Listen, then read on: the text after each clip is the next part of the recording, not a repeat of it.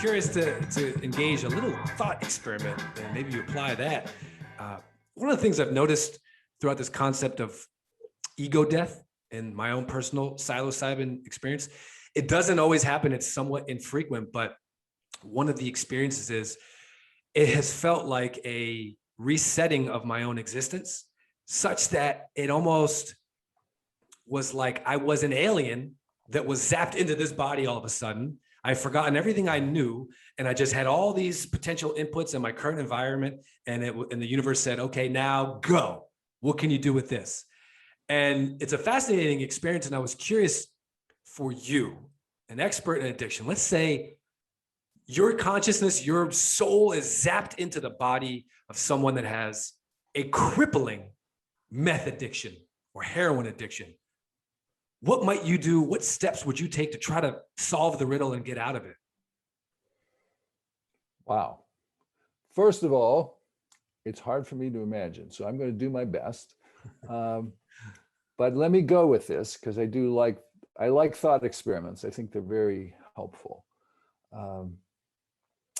So as I'm coming to the realization of what's going on, I realize that I am going to crash for a while because I'm going to stop using the meth. I know that that's potentially going to make me psychotic.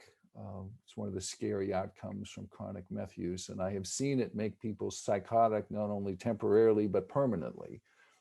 So I'm well aware of where it's going.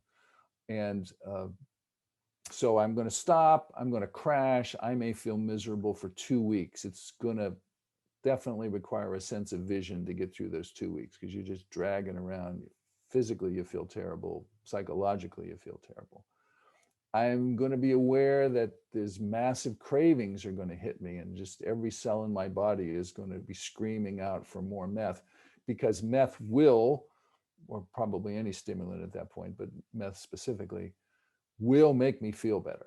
And this is the classic problem in addictive behavior, is that in any given moment, it's always better to use your substance than not. The good part of not using doesn't show up until later, and sometimes a long time later. When you crash from meth, the good part doesn't show up for a few weeks, and I feel miserable right now. So meth solves the problem right now, and I've just been solving my problems right now for a long time. So it's going to be a challenge.